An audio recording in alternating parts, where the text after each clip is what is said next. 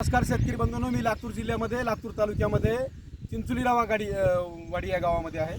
शेतकऱ्यांचं नाव आहे एकनाथ सूर्यकांत पांढरे, मोबाईल नंबर 9494911475. हे बेस्ट ॲग्रोलाईफचे बरेच उत्पन्न वापरतात. यांची शेती इकडे आणि त्यांच्या इकडं भावाची आहे. फरक इकडं आपल्याला लाईव्ह दिसतोय. इथं एक कारण असं आहे की ही जी आहे जमीन चुनखडीच्या जमिनीला अन्नद्रव्य घ्यावे लागतात, नाहीतर पिवळं पडणे, अचानक पिवळं पडणे आणि दबणे हा प्रकार होतो.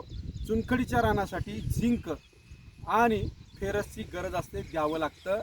ते आपण अतिरिक्त दिलं पाहिजे. त्यासाठी मिक्स मायक्रोन्यूट्रंटचे औषधं येतात, ते स्प्रे आपण करू शकतो. किंवा जमिनीमध्ये जेव्हा खत पेरतो तेव्हा देखील आपल्याला 10 किलोची एक बॅग येते, ती दिली तरी चालते.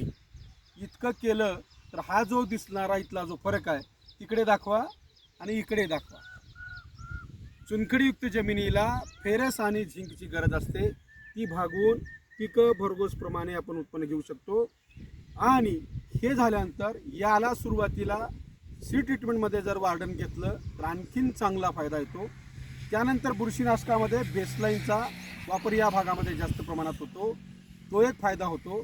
परत आता ठीक आहे, उंची जास्त मला काही वाटली नाही, पण पीक जेव्हा 30 ते 35 ते 45 दिवसापर्यंत 35 ते 45 दिवसापर्यंत आहे, अशा काळात जर उंची जास्त वाढत असेल तर तिथं फळफांद्या फोडण्यासाठी, फुलांची संख्या वाढवण्यासाठी आणि उंची कंट्रोल ठेवण्यासाठी डोंगल 5 ml प्रति 15 लिटर पाण्यासाठी वापरणं गरजेचं आहे. इतकाच मला फरक दाखवायचा.